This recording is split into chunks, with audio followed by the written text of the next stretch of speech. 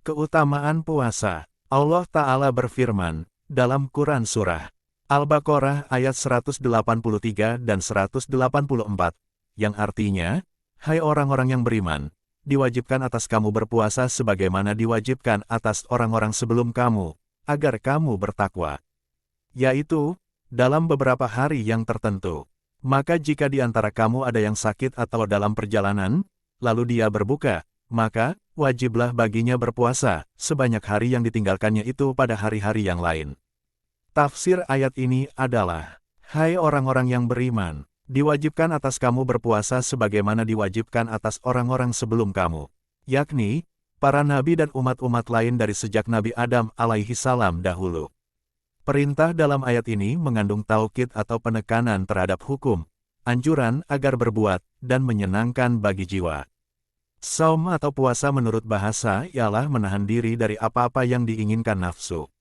Sedangkan menurut syara, atau hukum agama ialah, menahan diri dari 3 perkara yakni, makan, minum dan jimak, yang membatalkan puasa. Sepanjang siang, karena ketiga perkara tersebut merupakan hal yang paling disukai oleh nafsu, puasa mematahkan syahwat yang merupakan pangkal kemaksiatan, sebagaimana sabda Nabi Muhammad SAW, yang artinya, wahai para pemuda, barang siapa di antara kalian telah mampu menikah maka hendaklah ia menikah.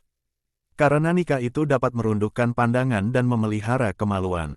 Dan barang siapa belum mampu menikah maka hendaklah ia berpuasa. Karena puasa itu memiliki penawar mengendurkan syahwat.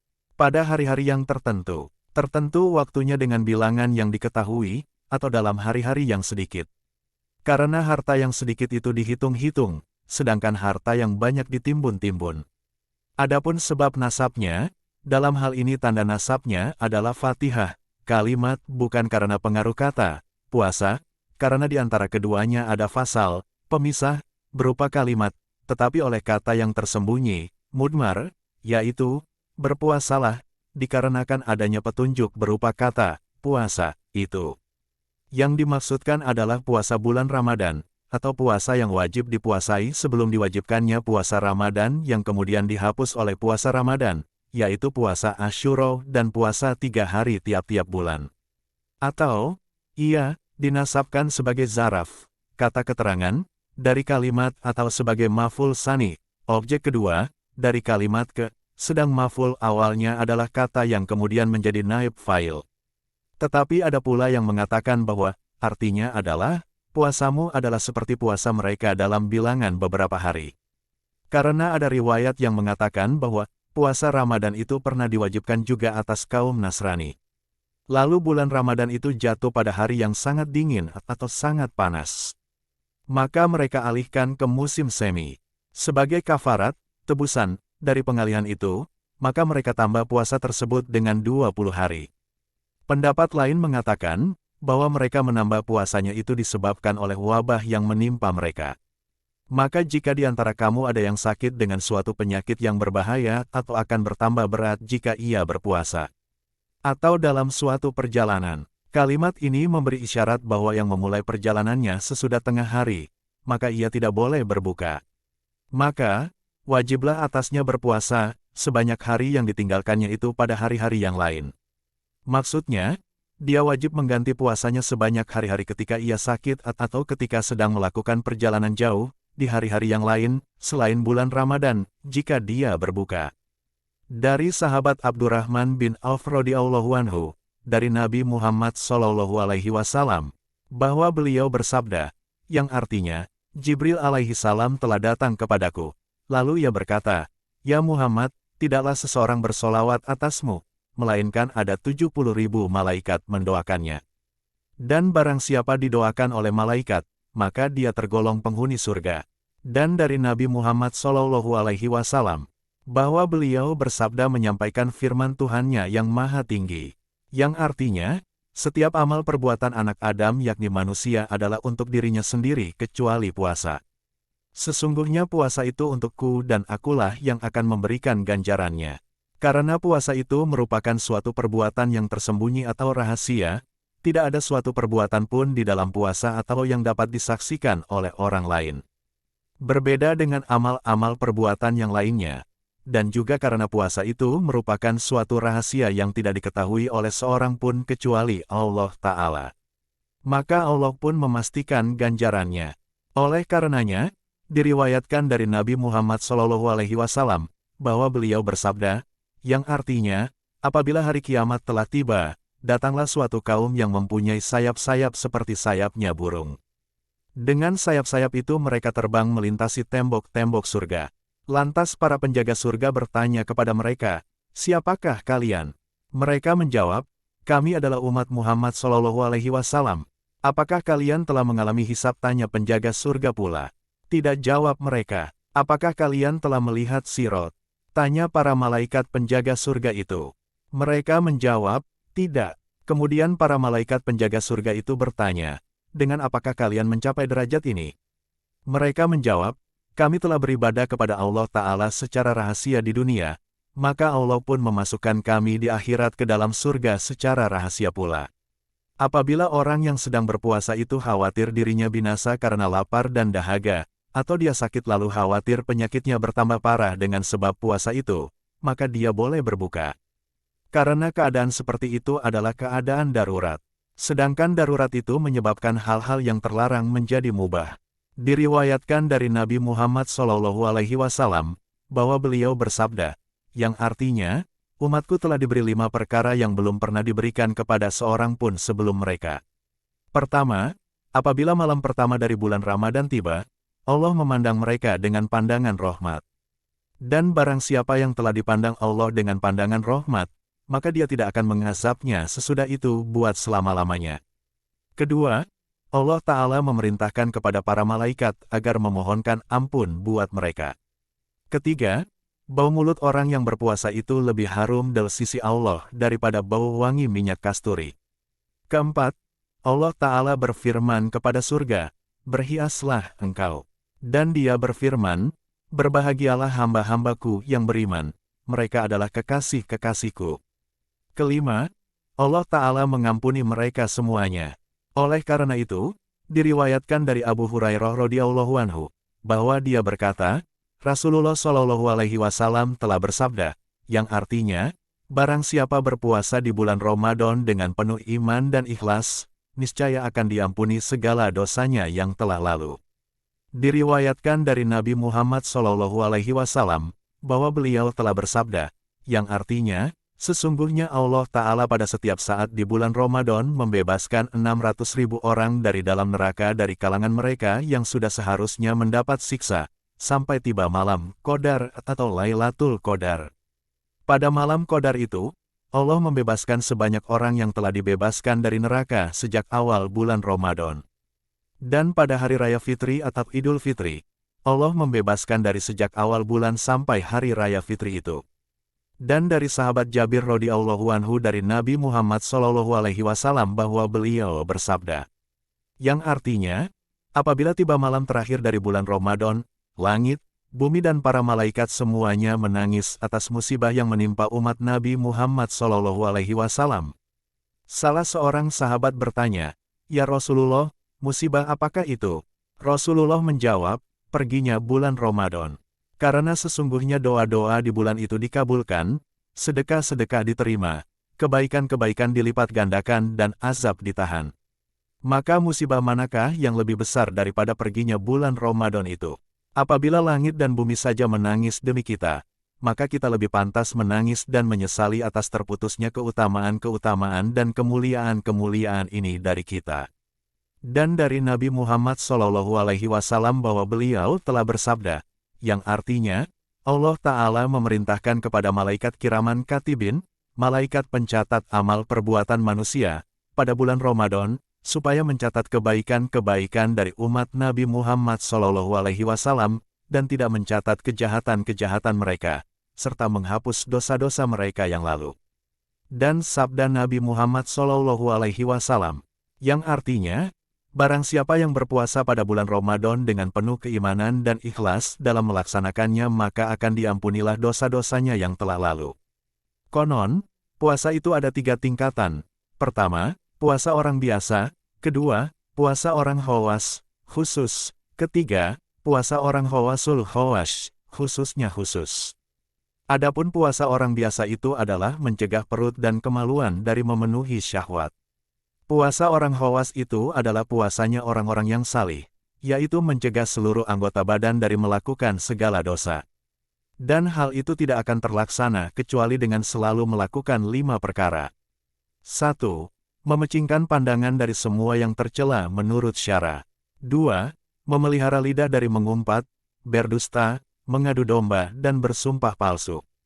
Karena sahabat Anas radhiyallahu anhu telah meriwayatkan sebuah hadis dari Nabi Muhammad SAW, bahwa beliau telah bersabda, yang artinya, 5 perkara yang menggugurkan pahala puasa, atau membatalkan pahalanya, yaitu 1. Berdusta, 2. Mengumpat, 3. Mengadu domba, 4. Bersumpah palsu, 5. Memandang lawan jenis dengan syahwat. 3. Mencegah telinga dari mendengarkan apa saja yang makruh. 4. Mencegah seluruh anggota badan dari hal-hal yang makruh, dan mencegah perut dari makan makanan-makanan yang syubhat waktu berbuka. Karena tidak ada artinya berpuasa dari makanan yang halal lalu berbuka dengan makanan yang haram. Perumpamaannya adalah seperti orang yang membangun sebuah istana dengan menghancurkan sebuah kota. 5. Tidak memperbanyak memakan makanan yang halal dikala berbuka sampai kekenyangan. Karena Rasulullah Muhammad SAW telah bersabda yang artinya, tidak ada sebuah wadah yang lebih dibenci oleh Allah daripada perut yang dipenuhi oleh makanan yang halal. Adapun puasa orang-orang khawasul khawash adalah puasa hati dari keinginan-keinginan rendah dan pikiran-pikiran duniawi, serta mencegahnya secara total dari segala sesuatu selain Allah. Apabila orang yang berpuasa seperti itu memikirkan sesuatu selain Allah, maka berarti dia telah berbuka dari puasanya. Puasa seperti ini adalah tingkatan para nabi dan sidikin. Karena penerapan makom atau tingkatan ini adalah dengan menghadapkan diri secara total kepada Allah Ta'ala dan berpaling dari selainnya. Ketahuilah, bahwa puasa itu merupakan ibadah yang tidak dapat diindera oleh panca indera manusia. Artinya, ia tidak dapat diketahui kecuali hanya oleh Allah Ta'ala dan orang yang berpuasa itu sendiri. Dengan demikian, puasa adalah antara Tuhan dan hambanya. Oleh karena puasa ini merupakan ibadah dan ketaatan yang hanya diketahui oleh Allah semata, maka disandarkanlah ia kepada dirinya, sebagaimana disebutkan dalam salah satu hadis qudsi, yang artinya, puasa itu untukku dan aku memberi ganjaran atasnya. Dan ada pula pendapat yang menyatakan bahwa Allah menyandarkan puasa itu kepada dirinya, adalah karena di dalam ibadah puasa itu tidak ada penyekutuan yang lain dengan Allah. Karena di antara manusia itu ada yang menyembah berhala. Ada pula yang sujud dan sholat kepada matahari dan bulan. Ada yang bersedekah demi berhala. Mereka adalah orang-orang kafir. Namun tidak pernah ada seorang pun di antara hamba-hamba Allah yang mengerjakan puasa demi berhala, demi matahari, demi bulan atau demi waktu siang. Tetapi ia berpuasa semata-mata hanya karena Allah Ta'ala. Oleh karena puasa itu merupakan ibadah yang tidak pernah digunakan untuk berbakti kepada selain Allah Ta'ala, yaitu ibadah yang murni hanya untuk Allah semata, maka Allah lalu menisbatkan puasa itu kepada dirinya sendiri. Sebagaimana disebutkan dalam hadis qudsi, Allah berfirman, yang artinya, puasa itu untukku, dan aku memberi ganjaran atasnya. Kalimat dan aku memberi ganjaran atasnya. Maksudnya, atas puasanya, aku perlakukan orang itu dengan sifat kemurahan kedermawanan rububiyah ketuhanan. Dan bukan dengan kepatutanku untuk disembah. Sedangkan Abul Hasan mengatakan, bahwa maksud dari kalimat dan aku memberi ganjaran atasnya ialah, tiap-tiap perbuatan taat ganjarannya adalah surga. Sedang puasa, ganjarannya adalah berjumpa denganku. Aku memandang kepadanya dan dia memandang kepadaku. Dia berbicara denganku dan aku berbicara dengannya, tanpa utusan atau penerjemah. Maka hafalkanlah kata-kata tadi dan nasihatkanlah kepada orang lain, dan janganlah Anda termasuk golongan orang-orang yang ragu. Menurut pendapat kami, orang yang sedang berpuasa itu boleh saja menyentuh dan mencium istrinya, apabila ia tidak khawatir atas dirinya. Tetapi kalau dia khawatir dengan sentuhan itu akan timbul keinginan jimat, sehingga ia melakukan jimat, atau keluar mani hanya dengan menyentuh, maka hal tersebut tidak boleh dilakukannya. Sedangkan menurut Said bin Al-Musayyib, orang yang sedang berpuasa tidak boleh mencium atau menyentuh istrinya, baik dia merasa khawatir atau tidak. Karena menurut riwayat dari Ibnu Abbas radhiyallahu anhu, bahwa ada seorang pemuda menemui Ibnu Abbas, lalu bertanya kepadanya, "Bolehkan saya mencium istri saya selagi berpuasa?" Ibnu Abbas menjawab, "Tidak boleh." Kemudian datang pula kepada Ibnu Abbas seorang tua, lalu bertanya, "Bolehkah saya mencium istri saya selagi berpuasa?" Ibnu Abbas menjawab, "Boleh." Maka pemuda itu kembali lagi kepada Ibnu Abbas, lalu berkata, "Mengapa Tuhan hadapkan untuknya apa yang Tuhan haramkan atas diri saya, padahal kita satu agama?" Ibnu Abbas menjawab, "Karena dia sudah tua, dia bisa menguasai syahwatnya, sedang Anda masih muda, Anda tidak mampu menguasai syahwat Anda." Yakni keinginan untuk jimak. Ada yang mengatakan bahwa tujuan dari puasa itu adalah untuk menundukkan musuh Allah. Karena jalan setan itu lewat syahwat. Padahal, syahwat itu menjadi kuat karena makan dan minum. Maka puasa itu tidak akan berguna untuk menundukkan musuh Allah Ta'ala dan menghancurkan syahwat kecuali dengan menaklukkan nafsu dengan makan sedikit. Oleh karena itu, ada riwayat berkaitan dengan disyariatkannya puasa, bahwa Allah Ta'ala menciptakan akal, lalu berfirman kepadanya, "Menghadaplah." Maka akal itu pun menghadap. Kemudian Allah berfirman pula kepadanya, "Membelakanglah." Maka akal itu pun membelakang. Setelah itu Allah bertanya, "Siapakah engkau dan siapa aku?" Akal menjawab, "Engkau adalah Tuhanku dan aku adalah hamba-Mu yang lemah."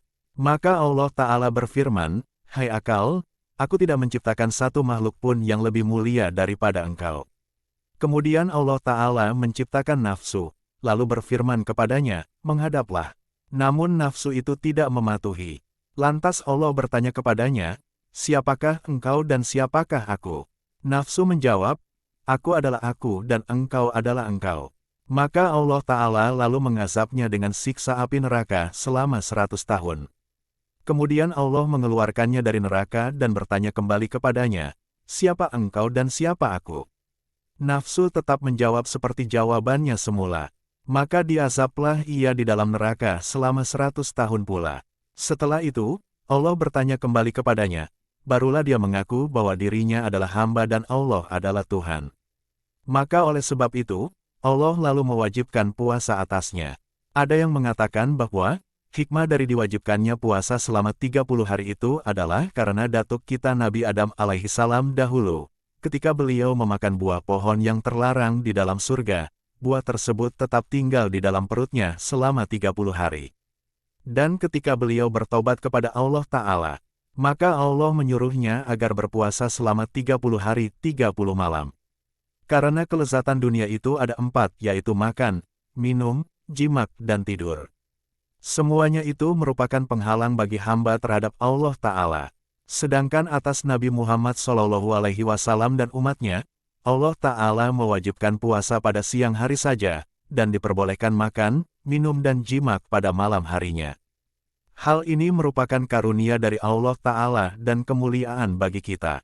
Diceritakan bahwa seorang Majusi melihat anaknya makan di pasar pada siang bulan Ramadan, lalu anaknya itu dipukulinya seraya berkata, "Kenapa engkau tidak menjaga kehormatan kaum muslimin di bulan Ramadan?" Kemudian, setelah orang Majusi itu meninggal dunia, ada seorang alim melihatnya dalam mimpi, sedang duduk di atas singgasana kemuliaan di dalam surga. Orang alim itu bertanya, "Bukankah Anda seorang Majusi?" Orang itu menjawab, "Benar, namun ketika saya akan meninggal dunia, saya mendengar seruan dari atas saya, 'Hai malaikat-malaikatku, janganlah kalian biarkan orang ini sebagai Majusi. Muliakanlah dia dengan Islam, karena dia telah menghormati bulan Ramadan.'" Ini menunjukkan bahwa, hanya karena menghormati bulan Ramadan, orang Majusi itu memperoleh iman.